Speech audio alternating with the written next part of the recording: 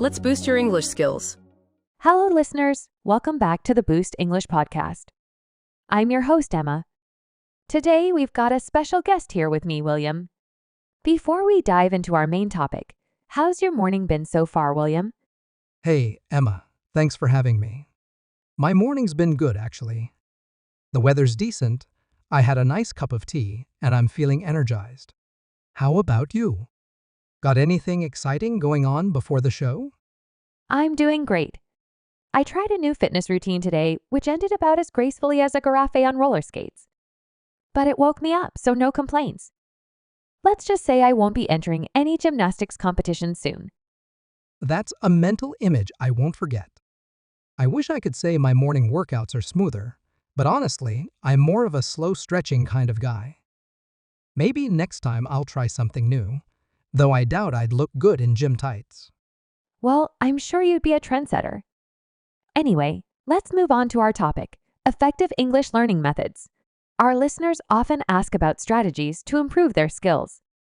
Let's share some insights they can use right after finishing this episode. Sounds great. One thing I always recommend is consistency. Don't think of English practice as a massive chore. Instead, do a little bit every day. Even 15 minutes spent reading an article or listening to a short clip can add up over time. Absolutely. Another idea is to mix up your content. Don't limit yourself to textbooks. Listen to podcasts, watch videos, read blogs.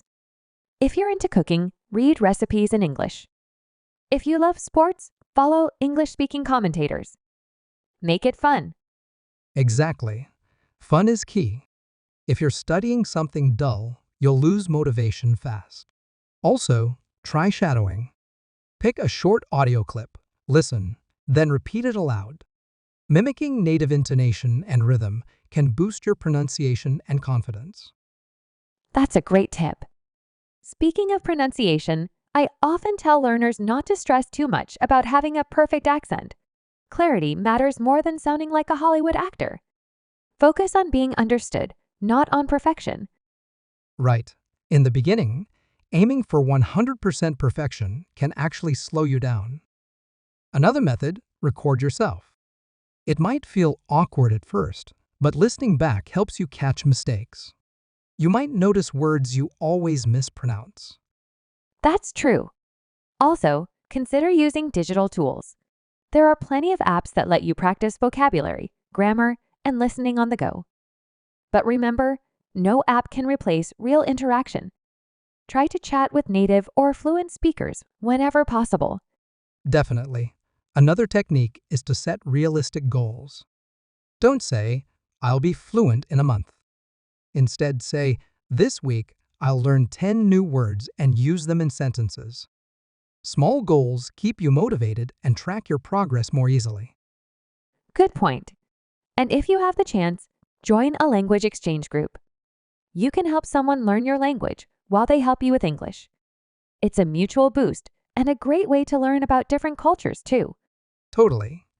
Speaking of culture, sometimes understanding a little about English-speaking countries' traditions or idioms helps you grasp tricky phrases.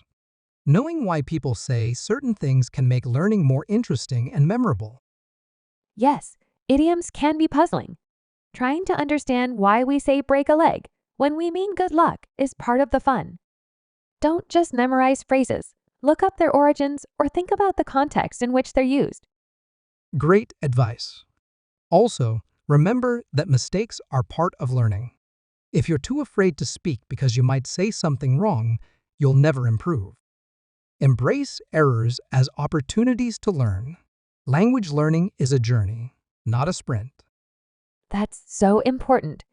Everyone who's learned a new language has stumbled. The difference is that successful learners didn't quit. They kept practicing and trying new strategies. Persistence really does pay off. Another tip, read children's books or watch simple cartoons at first. The language is often clearer, and it builds confidence before tackling complex material. As you grow comfortable, you can move on to newspapers, novels, and movies. Right, starting simple helps. Also, try to immerse yourself whenever possible. Change your phone's language settings, watch your favorite series in English with subtitles, and gradually reduce your reliance on translations. Yes, immersion is fantastic. Even if you don't live in an English-speaking country, you can create a mini English environment. Surround yourself with English music, online forums, or podcasts. The more exposure, the better.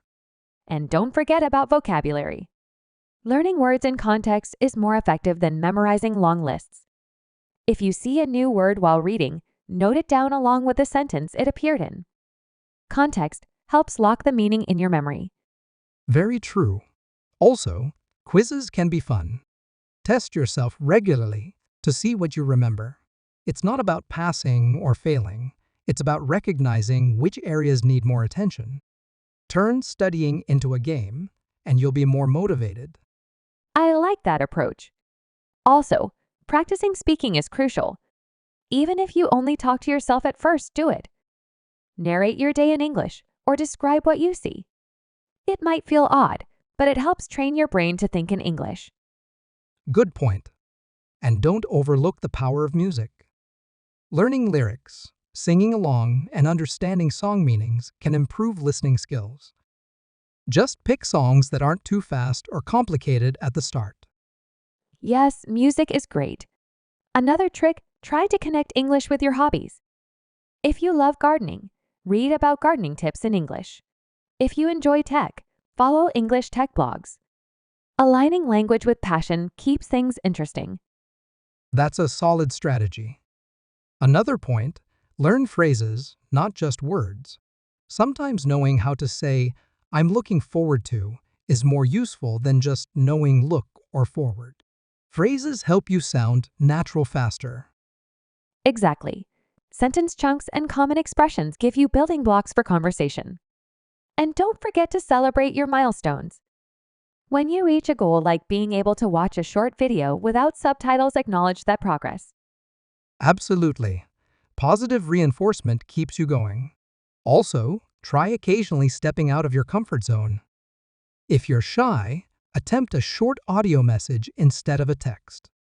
If you're scared of grammar, try a new exercise focusing on tricky tenses. Yes, challenging yourself a bit can spark growth. It's like working a new muscle, but be kind to yourself. Learning a language takes time, and everyone's path is unique. Comparing yourself to others can lead to frustration. True. Instead, track your personal progress. Maybe last month, you struggled to order coffee in English, and now you can chat with the barista comfortably. That's a victory you should be proud of. Exactly. Another method is mixing skills. Watch a short video, then read a summary of it in English. Or read an article, then record yourself discussing it. Combining skills helps reinforce what you've learned. That's a great technique. It also helps make the learning feel more natural and less isolated. You're using English in multiple ways, which strengthens your overall ability. It feels more like real communication. Indeed. Also, keep track of your vocabulary and journal. Write down new words and review them weekly. Repetition cements them in your long-term memory. Just don't force yourself to learn too many words at once. Right. Quality over quantity. Learning fewer words thoroughly is better than cramming a ton and forgetting them by tomorrow. Consistency and review sessions matter more than huge vocabulary dumps. Another angle, find a study buddy. Learning with someone else can be motivating. You can challenge each other with tongue twisters, discuss interesting articles, or even role-play everyday situations. Yeah, a partner can keep you accountable and make learning social. It's more fun than sitting alone with a dictionary. Plus, teaching your partner what you know helps you understand it better yourself. Good point. Teaching is an excellent way to solidify your own knowledge. And let's not ignore grammar. While it's not always exciting, understanding basic grammar structures can clear up confusion and help you build proper sentences. True, a little grammar study goes a long way. Just balance it with real usage. Don't get stuck analyzing every rule before trying to speak. Learn enough grammar to get by, then refine as you go along. Exactly. Over time, your intuition for correct grammar improves. And try to maintain a positive mindset. If you see English learning as a dreadful task, it'll feel heavier. See it as opening a door to new cultures, ideas, and opportunities. Well said. Attitude makes a difference. If you enjoy the journey, the results come naturally. It's like making friends with a language instead of treating it like a test you must pass. I like that analogy. All these tips are practical ways to make learning English not only effective, but also enjoyable. Our listeners can pick and choose what fits their style and schedule. Right. Flexibility is crucial. Everyone learns differently. Experiment with different methods, track what works best, and stick with it. The goal is steady improvement, not overnight perfection. Exactly. So, to wrap up, remember to keep it fun, consistent, and relevant. Engage with content you love, set realistic goals, and don't be too hard on yourself. Learning English can be an adventure, not a chore. Perfect summary. I hope our listeners feel inspired and ready to try new techniques. Thanks for having me on the show. It's been a pleasure chatting and sharing ideas. Thank you for joining us and providing such valuable insights. To all our listeners, keep practicing, stay curious, and we'll see you next time on the Boost English podcast. Until then, enjoy your learning.